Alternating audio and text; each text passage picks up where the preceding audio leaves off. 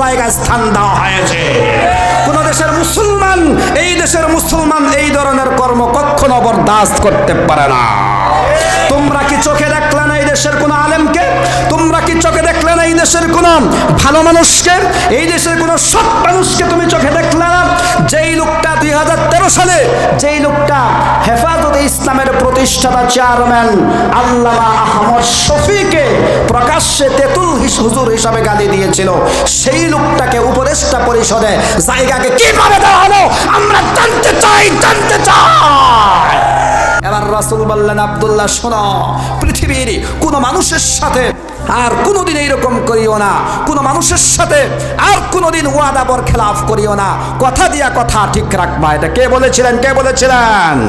রাসূল বলেছিলেন মানুষের সাথে কথা দিয়ে কথা ঠিক রাখবা। আজকে আমাদের বাংলাদেশের একটি ঘটনা দেখে আমাদের অন্তরটা ফেটে চিরচির হয়ে যাচ্ছে।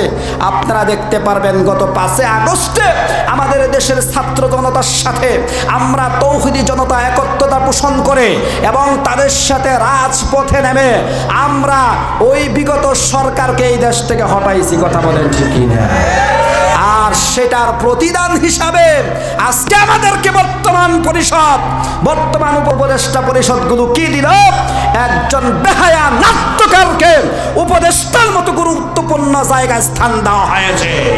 কোন দেশের মুসলমান, এই দেশের মুসলমান এই ধরনের কর্ম কখনো বরদাস্ত করতে পারে না।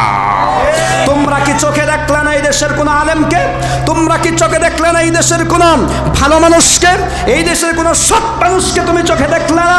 যেই লোকটা 2013 সালে, যেই লোকটা হেফাজতে ইসলামের প্রতিষ্ঠাতা চেয়ারম্যান আল্লামা আহমদ শফিকে প্রকাশ্যে তেতুল হুজুর হিসাবে গালি দিয়েছিল, সেই লোকটাকে উপদেষ্টা পরিষদে জায়গাকে কিভাবে দেওয়া হলো আমরা জানতে চাই।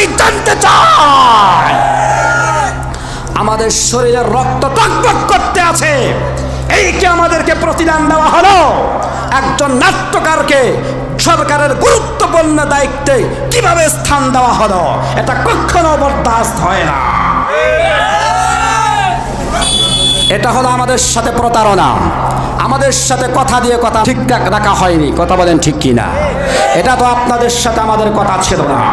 আপনারা দেশ পরিচালনা করবেন ভালো মানুষ দিয়ে, সেটা আমাদের কামনা ছিল, কিন্তু তা না করে একজন নাট্যকারকে গুরুত্বপূর্ণ জায়গায় বসাইয়া দিলেন। দেশের তৌহিদি জনতা, সাধারণ জনতার সাথে, জনগণের সাথে আপনাদের পরামর্শ করার কোনো ধরনের প্রয়োজনীয়তা আপনারা মনে করেন না। আমরা আহ্বান করতে চাই, এই উপদেষ্টা পরিষদ আবারও পুনর্ বিবেচনা করা হোক। কথা বলেন ঠিক কিনা? মানুষ মানুষের সাথে কথা দেয়, আপনাদেরকে আমরা কথা দিয়া আপনাদের কাছ থেকে ওয়াদা নিয়েই কিন্তু আমরা ওই জায়গায় বসাইছি, ঠিক কিনা? সুতরাং সেই ওয়াদা আপনারা বরখেলাফ করেছেন, সেটা আমরা বরদাস্ত করতে পারি না। লক্ষ লক্ষ উলামায়ে কেরাম এই দেশে আছে, তাদের মধ্যে থেকে আপনারা একটা মানুষ নিতে পারলেন না, এখন এই নাট্যকার নিতে হয়। সম্মানিত হাজিরিন, তাহলে 2 নাম্বার হলো আল আহদু বিন নাস, মানুষের সাথে মানুষ ওয়াদা করা। পৃথিবীতে চলতে গেলে একজন আরেকজনের সাথে কথা দিতে হয়, ওয়াদা করতে হয়, ঠিক কিনা? শুধু ওয়াদা কথা বলার মধ্যেই আপনি সর্বক্ষেত্রে আপনার জীবন পরিচালনা করার সর্বস্তরে, সর্বসেক্টরে আপনাকে একজন আরেকজনের সাথে ওয়াদা দিতে হয়, ঠিক কিনা?